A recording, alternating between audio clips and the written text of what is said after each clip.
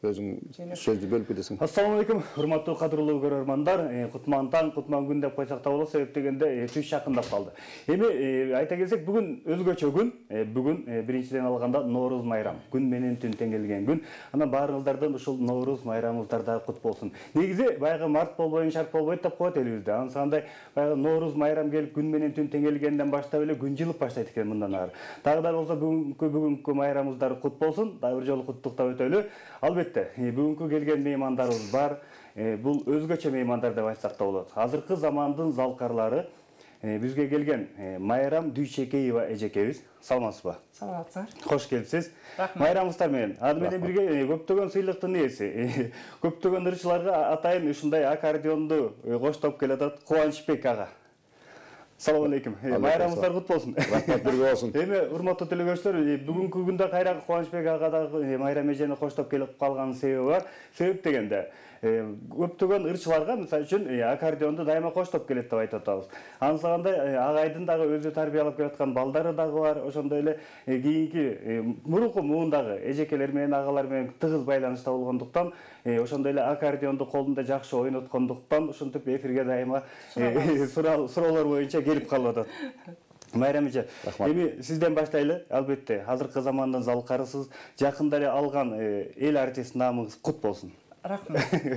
Ошол наамды алганда кандай мындай ойдо болдуңуз? Наамды алганда эми бул наам эмгегиңдин үзүрү да. Бай эл алдындагы жүзүң дегендей, эл ансыз деле баягы өз баасын берип, ушу канча жыл иштедим, өз баасын берип келишти. Элге рахмат. Мен дайыма эл алдында болгонду жакшы көрөм. Дагы эле болгум келет. Анан эми бул эл артист дегенде жүк дагы көбөйөт экен да. Бир жүктү көтөрө билиш керек экен. Анан мен кээде ушу эки жакка чакырып калышса, жүк оор болот экен деп ушинтип калам, тамашалапчы. Жок, эки жакка барыш керек. Мына таң атпай келиш керек дегендечи. Тамаша. Ошо эмгегимди баалап 30 декабрда указ чыкты. Ошо биринчиден эл баалап, ушу гүлдөп, ушу майрам качан алат, ушу майрам качан жетет. Тактагы майрамдын балдарындай болгондор алды деп. Эл деген эл да көрүп турат. Ошо элдин дагы бир көксөөсү, бир самаганы, ойлору жетип кетти окшойт. Негизи баягы канча кыйынчылыкты бул амандык жеңет экен да, жашоодочу. Себеп дегенде сиз күтүп келдиңиз да. Ушундай аламбы деп ойлодуңуз беле? Жок, аламбы деп ойлогондон дагы мен ошончо жыл иштедим да. Ошончо жыл эмгектендим да. Алганга татыктуу болдум да. Анан кантип ар бир эле киши генерал болгусу келет да. Эмгегиң менен таза генерал болсоң, бул жакшы нерсе. Ушул сахнада жүргөнүңүзгө канча жыл болду негизи? Сахнада жүргөнүмө 46-47 жыл болду. 47 жыл болду. 47 жылдан бери жетишкендик деле экен, жакшы. Бул чындыгы эмгек болуп тур да. Бул алчыдай. Анан урматтуу телекөрүүчүлөр, биздин Майрам эжекебиз бүгүнкү күндө атайын жөн келген жок. Келгенинде ушундай жакшы себептери бар. Биринчиден майрамдагы күн, анан эжекебиздин айтып бере турчу залкарлар баскан жол берүүсүндө атайын эскерип кете турчу Жумамүнүн Шералиев агайыбыз менен да чогуу биргеликте иштешип калган. Ал агайдан дагы жакшы таалимдерди алып калган эжекебиз. Анан ошол агай жөнүндө кененирээк элибизге бир айта кетиңизчи. Бул менин айта турган агайым эл артист, элдин сүйүктүү композитору, эл сүйгөн нагыз обончу, эң таланттуу биздин Жумамүдүн Шералиев атабыз. Ал киши менен мен ушу 15 жашыман баштап эле иштешип баштадым. Себеби ошол кезде эле мени ал киши өз көзү менен көрүп, ушу мени баалап, ушуңуздан бир нерсе чыгат деп. Ал кезде тандоо деген укмуш жүрчү эле го. Баягы 100дүн бир 500дүн ичинен бирөө кылып. Анан ошентип ошо киши өз тандап, ушу менин чыгармачылык даңгыр жолго салган, ошо биздин Жумамүдүн Шералиев атабыз. Ал кишинин уже көзөткөнү көп болду. Бирок мен мен өзүм эле кыйын болуп, мен ушул жолду түз момундай бир өзүм ушуга бир кирип келдим дегенден алысмын. Мага ошо кишинин демөөрү болгон. Ошо киши салган даңгыр жолдо мен ушу 47 жыл эмгектенип келатам. Жумамедин атабыз колунда таягы бар. Бир бутун мындай таякка асып, эки балдак. Анан ошо бир бутун мындай көтөрүп басчу да, анан өзү кичинекей киши болчу, кыйган киши болчу. Анан бир кандай ачуусу келип турса да, ушу бир кишиге бир ай сен дечи эмес да, баарын алдап соолап, ушундай бир өзү бир маданияттуу, ушундай бир акылдуу, өзгөчө киши болчу да, таланттуу кишинин баары жөнөкөй болот да. Ал киши да ошончо жөнөкөй киши болчу. Анан ошо киши мени Нарындан баштап, мен Нарында Гүлдестан ансамблинде ырдагам. Эң биринчи ата-энем артист болбойсуң дегенде качып келип, 14 жашында Тяншан райондук маданият үйүнө ырдайт десе эле жумушка орношуп, Зав автоклуб деп койчу ал кезде. Жерди кыдырып, айылдарды кыдырып концерт. Гастролдоп. Эми гастроль 2-3 күн. Бияктагыдай гастроль аякта жок болчу. Ошо маданият үйүндө иштеп калдым. Андан кийин эле Гүлдестан ансамблине кетип калдым, шаардык маданият үйүндө. Баягы эми үнүмдү көрүп, баалап, жетекчилер ошо ансамблдин жетекчиси Калыбул Самаков деген өтө таланттуу, өтө чыгармачыл, ушундай бир адам болчу, ал кишини да көзөтүп кетти. Ошол жерден кароолорго сынактарга катышып, анан областтыкка катышып, Дүйшекеева республикага келип биринчиликти алдым. Жанагы айлаш жылдаш төрөлгөн, ак бешикке бөлөнгөн деген Каныкей Эралиеванын ырын ырдап ушу биринчиликти алдым. Ошондон баштап эле ал киши уже Майрам, сен театрдын кишисиң деп калды да. Андан кийин ал киши мени ошо ата-энеме чейин барып аябай аракет кылып мени театрга алып келди. Театрда мен актриса да болдум, ырчы да болдум дегендей, ал жакта эки жагын тең алып кетет да. Ошентип мен 75 жылдан баштап, 76 жылдан баштап 82 жылга чейин Нарын театрында иштедим. Ошо Жумамедин Шаралиев менен. Ал кишинин ар бир чыгарган ырын алып келип, мен ырдачымын, Загайпа Чечейбаева деген эжекебиз бар болчу, ал киши ырдачы.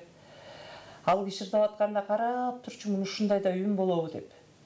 Ушундай үн болобу, ушундай кантип ырдайм деп.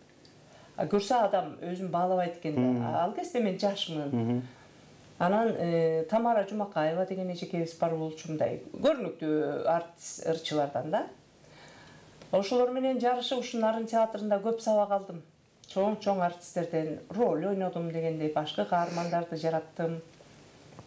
Ошондой эч жерде окубай туруп эле 14 жашыңыздан баштап ырчы болуп кеткен экенсиз да. Анан актриса да болуп кеттиңиз. Айтпа. Нарын театрында эмгектенип. Мен ушунча качып ушул жолго улам жанталашып монтип аракет кылганымдын себеби ушу ата-энем артист болбойсуң деген да. Ушу артист болбойсуң деп Шаралиев үйгө чейин барганда. Запорожец машинеси менен эжени айдатып алып, анан ушу үйгө чейин барып, ата-энем жок эле үйдө. Агам айтып, ушу кызды театрга жиберсин. Бир чолок киши издеп келди, Шаралиев деген. Айтып кой ата-энеңе. Десеп, айкем кысканып, ата-энем келгенде айтпай. Анан мен айтыптым, айтпайсыңбы? Шаралиевди айтпайсыңбы? Айтпайт. Айтчу деп ошентем анан. Айтып атат, атигилер уже артист болбойсуң деп койгон да ата-энем. Эми алар деле мүмкүн мени туура жолго түшсүн деп ойлошту. Ошол кезде адамдардын ою дагы башкачараак болчу. Көз караштары да башкача болчу да. Анан ошентип отуруп айкем бир маалда айтты. Ушундай чолок киши келди. Ошентип айт деди, деп ошентсе анан атам апам ойлонуп калды. Бирок апам оюн бербей атат да. Оюн бербей атат. Жок болбойт деп атат да. Эле да. Жашылап турмушка чыкса, бала чакалуу болсо, көп балалуу, анан жашоосун улап кетсе деген эле ой аларда делечи. А бирок мен кетким келип атат. Анан өздөрүнчө сүйлөштүбү, эмне болду? Атам бир учурда эле кечинде ай Майраш Мени Майраш деш жайылда. Анан бияка келип эле псевдоним болуп эле мен Майрам болуп кеттим да. Анан атам чакырып алып алдыңа кетейин деп, ушун жанып калчу алдыңа кетейин. Мүмкүн биз туура эмес кылып атабыз. Мүмкүн ошол жактан сенин багың ачылат. Ал чолок киши бекер келбейт эле, издеп балам.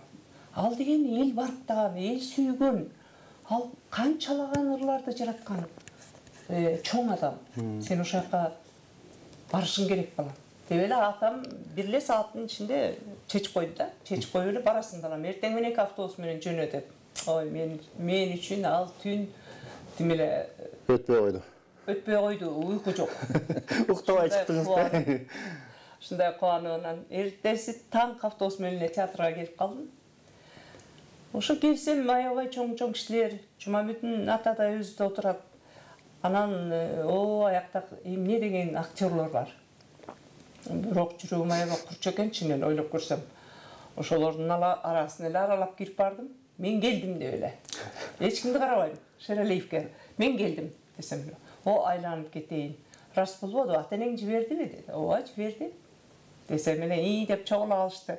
Аябай сынаган атышат да мени. Чогула алышып эле бат эле ырдатып көрүштү, сүйлөтүп көрүштү. Анан ошентип эле жок, бул кыз биздики. Деп эле ошол ойдон мен театрда калып калдым. Ошондон 76-жылдан 82-жылы бул филармонияга которулуп келгиче мен ошо Жумабүттүн атабыз менен иштедим. Ошол убакыт бат эле өтүп кеткендей болду. 76-дан 82-ге чейин. Бирок ичинде албетте көптөгөн эмгектер камтылган. Ошо атабыздын ырларынан билесизби? Мүмкүн болсо, атайын биздин миллиондон ашык көрүүчүлөрүбүз бар. Анан биринчиден бүгүн майрам күн. Баарын куттуктап ошол атабыздын ырларынан бирөөнү мүмкүн болсо. Сөзсүз да мен ошо кишинин ырлары менен чоңойдум. Бирок мен оркестрда такыр башка ырларды ырдачу элем да. Анан кубанычты суранып, мен жөө калбайын кубаныч. Бир барып мени жөлөп кой деп суранып келдим. Анан мен кубаныч билген ырларды ырдап берем. Ал кишинин ырын мен эмес, менден кийинки жаштар, менден мурунку залкарлар да ырдашкан. Ошо кишинин ырлары жаңырып, ошо кишинин жолу аркасындагы аты эч качан өчпөйт деп ойлойм мен. Ырларынын татыктуусунан деп айтайынчы. Мен азыр эсиңизде калган ырлардан бир куплет болсо. Жанагы эле шпаргалкадан карап эле ырдап берип коем. Телебелче. Жок, албетте туура. Телебелчеге кечирип койсуз ондай эле. Бул шпаргалка деген анткени биринчиден эртең менен эрте туруп келип ырдаштын өзү да кыйын. Ошондуктан шпаргалканы биз да уруксат беребиз, анан көрүүчүлөрүбүз да туура түшүнөт деген ойдобуз. Ой, рахмат. Көрүүчүлөрдөй болобу? Эл деген эл. Ооба. Элден айран салып. Мен бүгүнкү март 21 Норуз майрамы менен куттуктайм. Мен ар бир сүйлөгөн сайын майрам эмес күндөрү деле элдеги тынчтыкты тилейм. Элге бакубат жашоо тилейм. Эл бар үчүн биз бар. Эл бар үчүн биз өсүп атабыз. Себеби бизде президент же болбосо башкалар баягы деп бөлүп карабайт экен да. Бизде эл баалаган үчүн ошолор аркылуу барып анан биздин даражабыз өсүп атат деп ойлойм да мен. Ошон үчүн элим аман болсун, ден соолукта болсун. Азыр жанагы аты жаман нерсе бизге келбесин. Кыргыз элим дайыма бар болгула. Мен силер мененмин. Рахмат. Азыр мен Жумабүттүн агайдын Сезимдеги ой деген ырын ырдап берейин.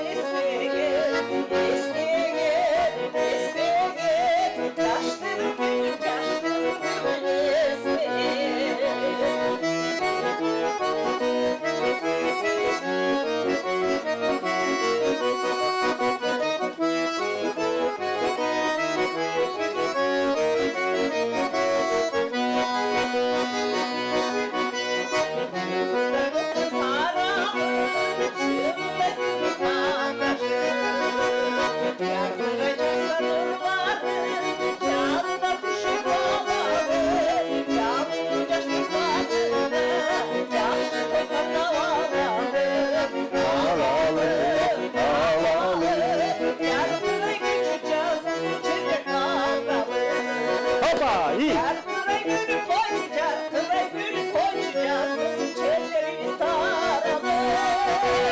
Çarkıray gülü koycu, çarkıray gülü koycu, casız çellerimiz taralı. Casız çellerimiz taralı. Баракелде урматтуу телегөзчүлөр, көрдүңүздөрбү? Майрам эже болгону баягы колуна кагазды кармаганы бул баягы көнүмүш эле адат болуп калган окшойт. Чоң сахналарда ырдап жүрүп, анан ырды унутуп калам деген негизде эле жөн эле жазып алган окшойт. Болбосо менин байкашыма караганда шпаргалканы деле караган жок. Анан колунда ушундай аккордеонду сонун ойноп берген Кубанч ага. Сизге да албетте ыраазычылык билдиребиз. Сиз дагы байкашыбызга караганда кийинки күндө баягы элибизге чоң кызмат кылып келатасыз. Анан ушундай ага эжелерге аккордеонду ойноп берип келатасыз. Сизге албетте көпчүлүк элдин атынан мен да сизге ыраазычылык айтам. Рахмат. Ишиңиздерге ийгилик болсун. Рахмат. Биз кайсыл жерге келип токтодук? 82-жылы филармонияга келдик. Нарын театрын бүт элекмин го. Бүт элексизби? Нарындан чыга элек. Чыга элексиз, Театрдан чыга элек. Мейли.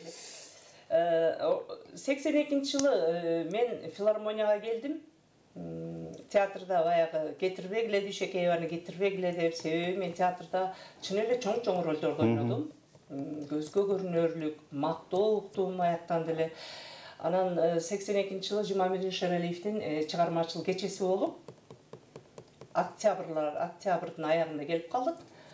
Ошо кезде андан мурун эле барып оркестр Карамолдор Осуп атындагы эл аспаптар оркестринин Нарынга гастролго барышыптыр.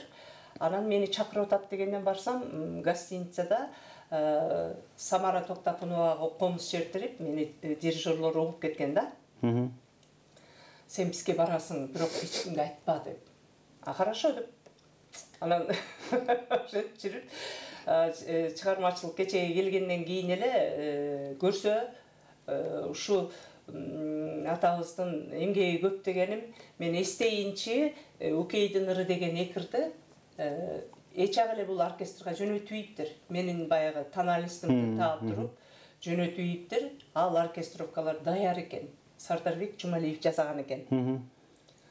Анан келгенде эле Эсенгул Жумабаев мени биринчи жолу жумушка алган биздин маэстробуз. А киши оркестр менен ырдатып көрүп эле энекем деген ырдырдап калдым. Коркуп атам, сүр, артыңда 60 киши, анан сүрдөп атам да, эми турдасам экен деп. Анан энекем деген ырды кайрат күчүң аска зоо тең экен деп созушум керек экен да. Созуп мен качан снимать этмейин, созуп турасың деди. Анан созуп атам. Этпейт, анан мынтип карасам анан дебейди да токтоп калдым. Анан молодец. Ана как зыкина деп ошентти. Десе эле оркестр кол чаап эле биздики бүттү, биздики деп эле аябап. Анан ушундай приятный болду да мага. Ошону менен ушул оркестрда мен ошо күндөн баштап эле мени приказга алышты. Солистика, вокалистика болуп ырдап калдым. Ошончо жылдан бери мына. Мен оркестрда ырдаганыма 39 жыл болду. Жакшы, Кудайга шүгүр. Болгон мен оңчу. Мен композитор дегендердин ырларынан жок эле дегенде бир 2ден ырдап бердим. Эч кимисинин арманы жок да. Жакшы, иштер жакшы. Азыр иштеп келатам. Анан эмгегим бааланып 1994-жылы Кыргыз Республикасынын эмгек сиңирген артисти деген наам алдым. Андан кийин 2008-жылы даңк медалын алдым. Анан Кудай буйруптур, буйруган нерсеге айла жок дейт экен. Былтыр 2019-жылы 30-декабрда указ чыгып, Кыргыз Республикасынын эл артисти деген наам. Дагы бир жолу кут болсун.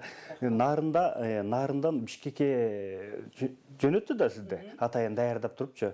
Анан Нарындан кетип атканда, Бишкекти көздөй келатканда кандай толкундоолор болду? Же сезилген жокпу? Атайын мен даярдап кетишкен жок да. Билбей эле келип калдыңыз, Угуп, билип эле келгем, калам деп.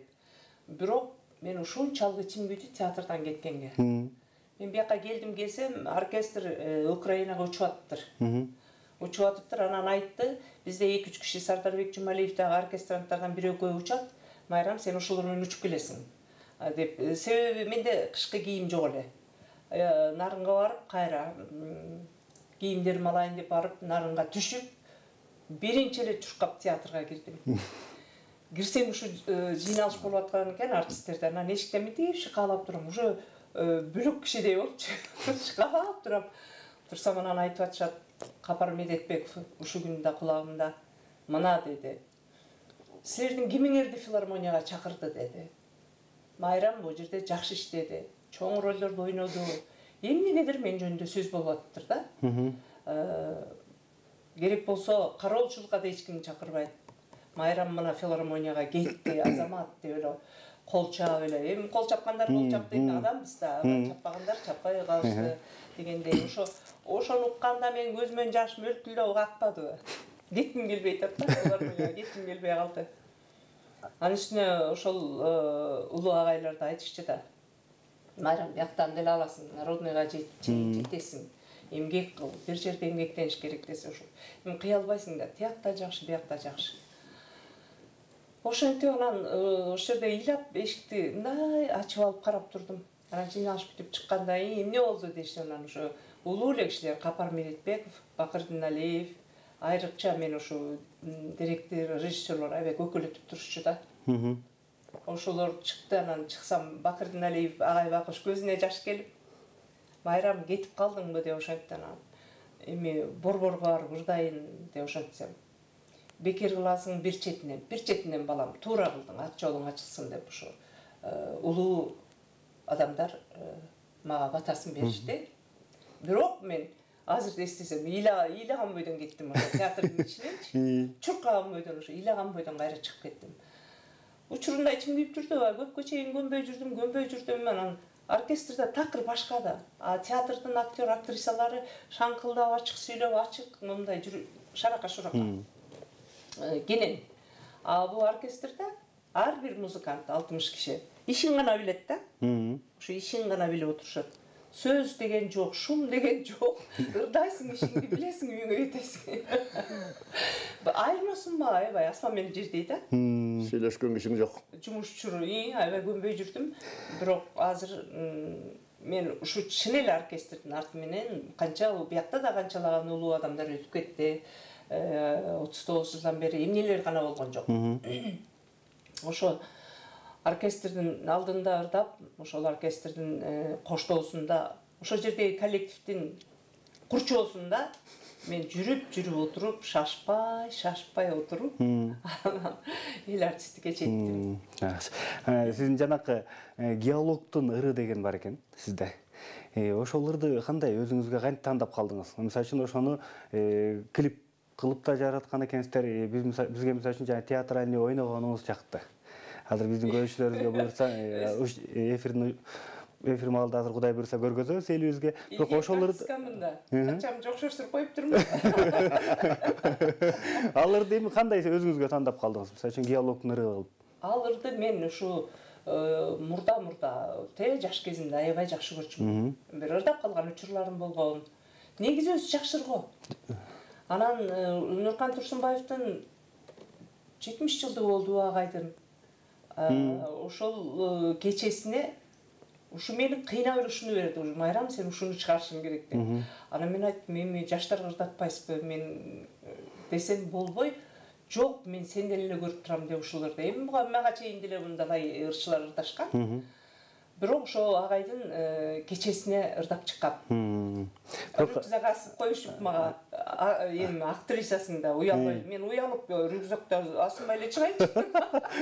Шляпаны кийгизишип, ошентип ырдагам. Анда баягы ошол театрда ойногонуңузду, баягы ошол жакта көптөгөн актерлордун коштоосундагыны жалпы элибиз менен бирге көрүп алалы. Геологдун ыры Майрам Дүйшекеева эжекебиздин аткаруусунда.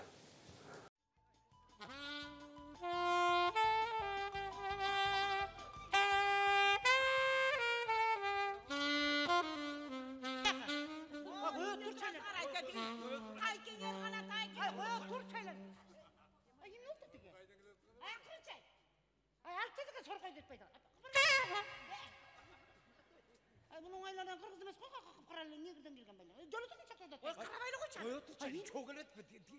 Ат, кайнагам гана. Қана. Құттықтамаймыз ба? Емне? Емне?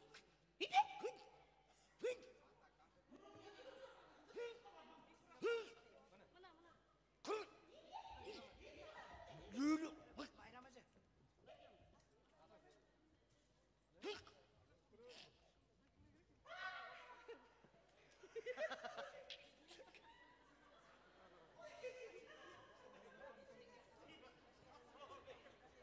Айтсақ түсінбеппесін келесі. Ой, öyle.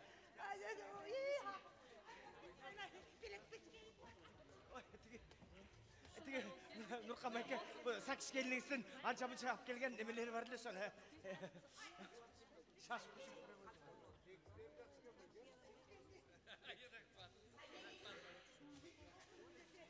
Ай, жеңем қайда жеңем?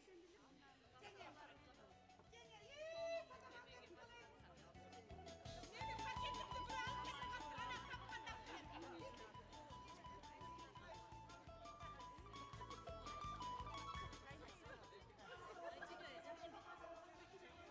Аке, ушуну эметип жүрүңүз. Ова биздин атыбыздан. Жантыр чалың көрөңүз.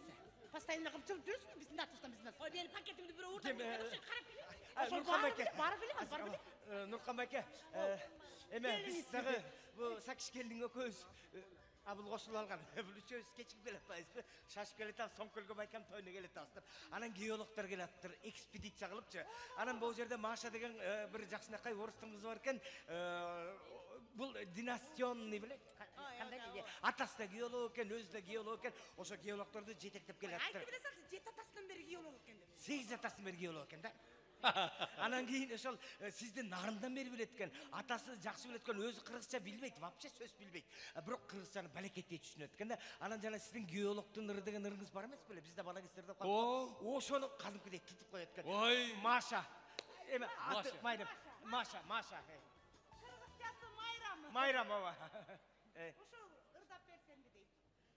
Ай, бербейсиң. Но если что-то не так, Чё говорила? прошу прощения. Эй, кудай, орусча бирдеме деди. Ай. Прощение дейт. Ай, Марат, ай, нормально сүйлөчү сен орусча, нормально сүйлө. Маша, вот такое дело и пой. Мына көрдүңбү ушундай түшүндүрөт, ай, баса бобуди баса.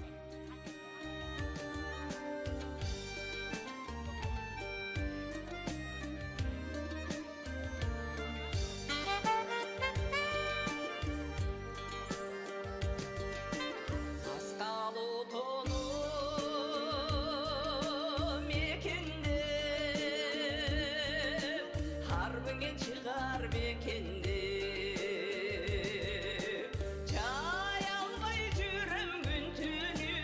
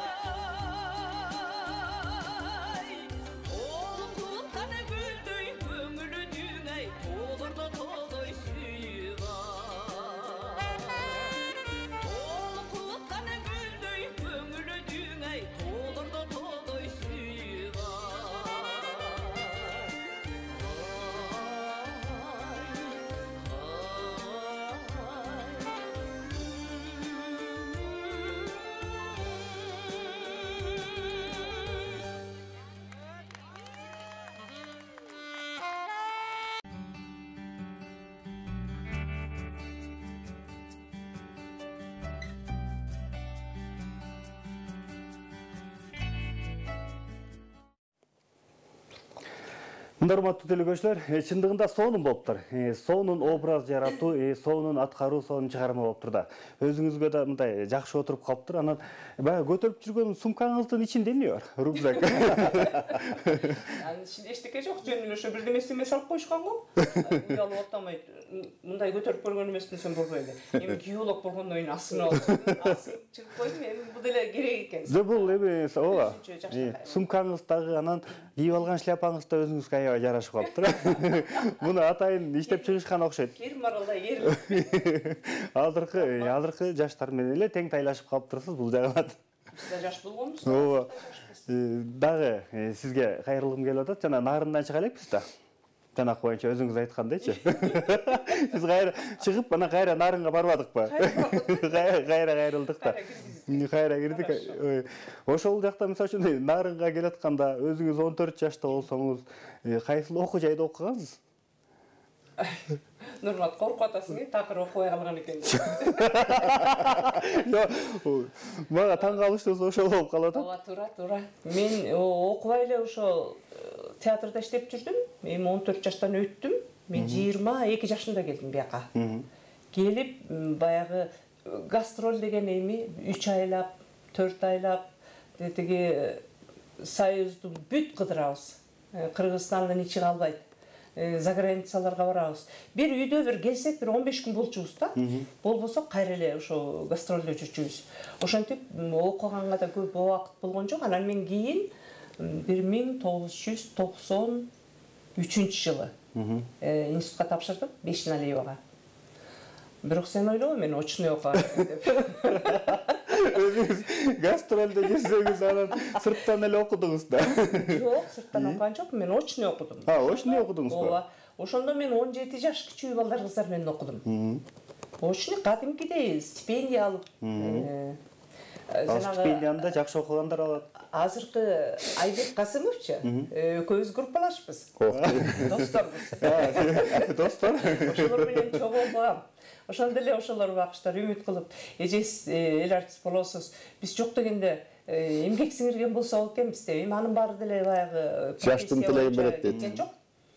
Ошонун ичинен Айбек ырдап жүрөт. Эми баягы кылым жашасаң да кылым оку деп коет го.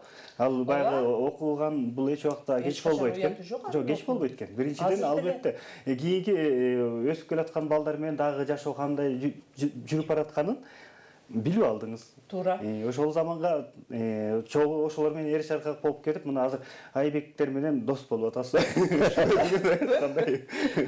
Көп жашаган билбейт, көптү көргөн билет дегендей. Мен ошол Бешналиев атындагы институтты бүттүм. Аны бүтүп, андан кийин ошо институттун өзүндө сабак берип иштеп калдым. Бир 5 жылдай иштедим. Андан кийин тиги улуттук консерваторияга келип иштедим, сабак берип, аякта да бир 5-6 жылдай иштедим. Анан ошол учурда мен консерваториянын ырдоо бөлүмүн, элдик ырдоо бөлүмүн, мына азыр айтсаң болот, заочно бүтүрдүм. Консерваторияны. Ооба, тырмалап жүрүп, мен деле окуудан кур калган жокмун. Бирок ошондогу агайлар, мен сабак алган агайларым Мирлан, кечир. Карачы шак кырып кетти да. Эчтеке эмес. Ушундай бир чоң атактуу агайлардан сабак алдым. Окууларды ийгиликтүү бүттүм. Анан жакшы иштеп атам. Биздин көрүүчүлөрүбүзгө жана жандуу жакшы бир ырдап бердиңиз эле. Анан дагы бар да ырларыңыз сапаста турган. Ошолордон бирөөсүн мүмкүн болсо. Анткени 1 саат убакыт бат эле өтүп кетет. Ооба, биз ырчылар айтабыз го, таң атпай ырдап, тамагым деп. Ансыңарындай таң атпай ырдап атам, аны да эсиңе ал, Нурмат. Ооба. Эжем жакшы ырдабай койду дебе, мен эми шпаргалканы караганга дагы уруксат беребиз, албетте. Элден да кечирим сурайм, себеби компьютерге деле көп нерсе батпай калбады. Сиз эми оркестрда ырдап жүрүп, анан аккордеонго келгенде албетте башкача болуп калып атат. Аны түшүнөбүз. Биздин көрүүчүлөрүбүз да түшүнөт деген ойдобуз. Кубаныч, бирок мен ырдаган оркестр менен ырдаган ырларды чындыгында билбейт да. Ошон үчүн мен бул кубанычка ылайыктап, бирок өзүмдүн жакшы көргөн ырларымды эмгек кылдым, жакшы эле. Кайсыл ырдарды ырдап бересиз ошондо? Азыр мен өзүм мурда айтчыбыз. ким кай жерликсиң десе, мен кыргыз элинин кызымын деп. Себеби мен элдик кыз болчумун. Туура. Азыр дагы Жумушум боюнча дагы бүт элдик кызмын деп. Ар бир жерге барганда ошо өзүңдүн элиңдей, өзүңдүн жериңдей аралашып жүрчүсүң да. Азыр кай жерликсиң десе, айылына чейин айтышат. Бирок мен андан алысмын. Ошо элдин арасында жүрүп, бүт эл меники, мен элдикимин деп жүрүп, элдикке жеттим. Анан мен негизи туулган жерим Ат башы, Бирлик деген кичинекей бир эки тоонун ортосунда, бирок чоң токою бар, суусу бар, бир керемет жерде төрөлгөм. Эми ар кимдин өзүнүн туулган жери ошондой сезилет болуш керек, бирок меники өзгөчө деп айтам да. Vallahi мактанып кетти же. Талашка бардырбы? Кыргызстандын баарын кыдырып жүрсө жукту. Жуккан турат. Жубат экен да. Жубат. Эми кечиргилем мен. Туура. Ошон үчүн мен Калыбек Тагаевдин жана Жумабек атамдын ырын ырдадым. Азыр Калыбек Тагаевдин Ат башым деген ырын ырдайм.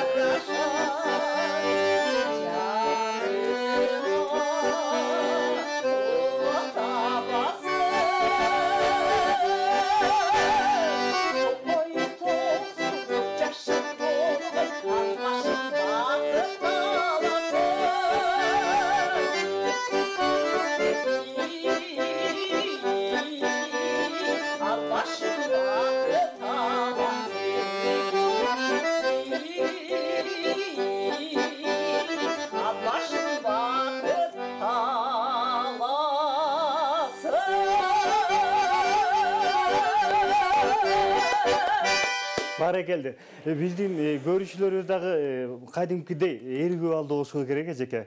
Себеп дегенде бүгүн кечке ырдатсак деле ушул жактан тажатчыдай эмес экенбиз. Үнүңүзгө береке, чарчабаңыз, каарыбаңыз, дагы да болсо ушундай чыгармачылыкты аркалай бериңиз. Анан азыр окуучуларды тарбиялап келатасызбы өзүңүз? Жок, ошо кандай болду? Анан анча-мынча бар, ден соолук деген бар. Анан үй жай деген бар. Анан неберелер болот экен. Анан эмнегедир эле ушу бир эле менин жүрөгүмдөн орун тапкан бир эле бир өзім бір ошо жерге бекем отырып алған. Филармония эле калды да азыр. Отырған қыз орнын табат деп. Орнумду таап эле ошо филармониямды эле ырдайынчы деп филармония ырдап жүрөм. Жок, атайын мисалы үчүн өзүңүзгө шакирт атайын окуучу кылып, ушундан мисалы үчүн Жумамирдин агай сизди Нарындан ушул жакка чейин жөнөттү да. Бул элдик болот, бул элдин кызы болот деп. Ошол сыяктуу өзүңүзгө даярдай элексизби? Ушу өзүмө даярдай элекмин, эми пенсияга чыксам анан баштайсыз, буюрса. Баштайм го. Балдар менен. Балким, мисалы үчүн Кубанычбек агай ушу чыгармачылыкка аралашканда өзүнө аз эле болду. Балким Кубанычбек агайды даярдайсыз.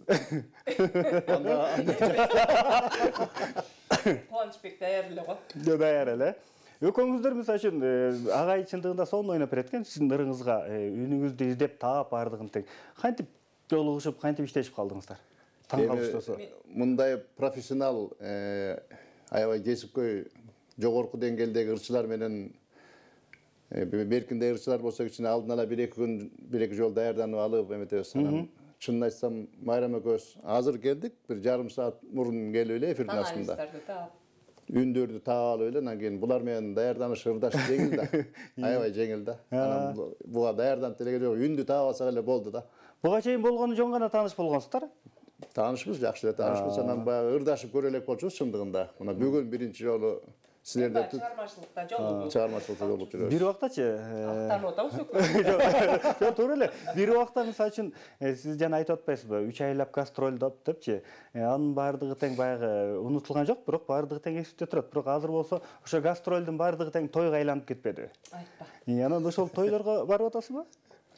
Жок, эми тойлорго мен азыр кандай десем, азыр группа болуп эле тойлорду өздөрү жайлап калды го. Жайлап калды. Анан аякка барып деле эми мени кошуп койчу дегенге деле мен жок, сиз анткенге укугуңуз жок. Анткенеси деген баягы эл артисти. Жок, эл артисти боло элек деле. Мен эми ушу эч кимге барып ушундай бир мүнөзүм бар да. Мүмкүн менин мүнөзүм катуу же мүмкүн кандай.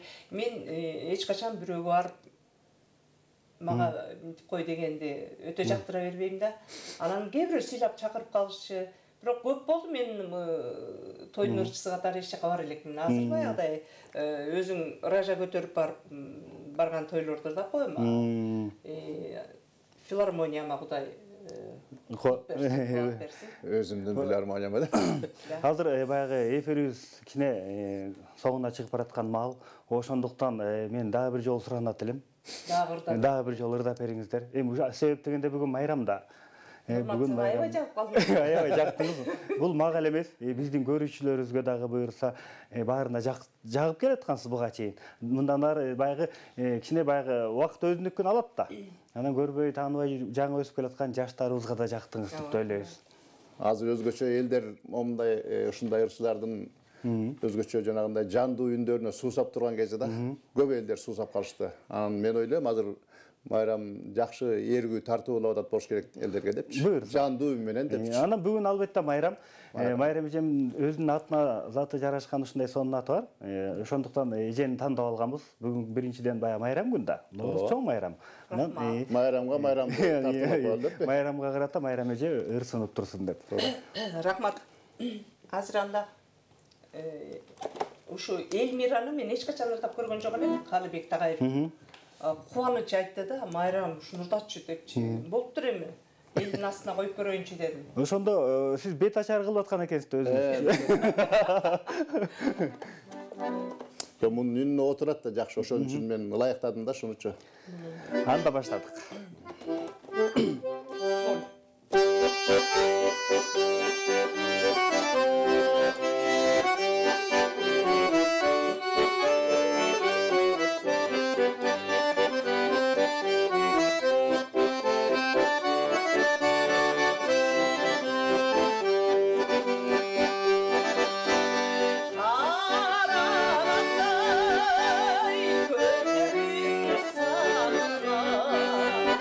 Oh, yeah.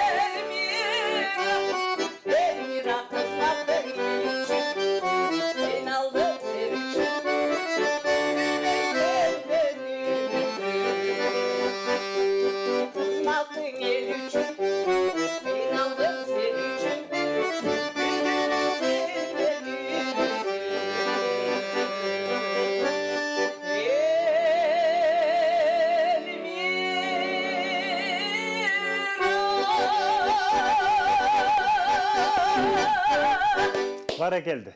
Баракелди, үнүңүзгө береке дегенден башка жакшы сөз айта албайт экен. Сонун эже, дагы бир жолу сиздердин майрамыңыздар кут болсун. Мынакей биздин ойлойм, көрүүчүлөрүбүз да ушундай сиздин ушундай сонун ырыгыңыз менен эргүү алып, анча-мынча ооруп аткандар айыгып кетти болуш керек депчи. Айыгып кетти, ылайым. Анан бүгүн майрам күн. Элүүдө дагы бир жолу майрам менен куттуктап койсоңуздар болот. Рахмат. Жана да айтып өтпөдүмбү? Эми бул биздин Ноореке Нооруз майрамыбыз эгемендүүлүк келгенден кийин болду да. Күн түн тең эле.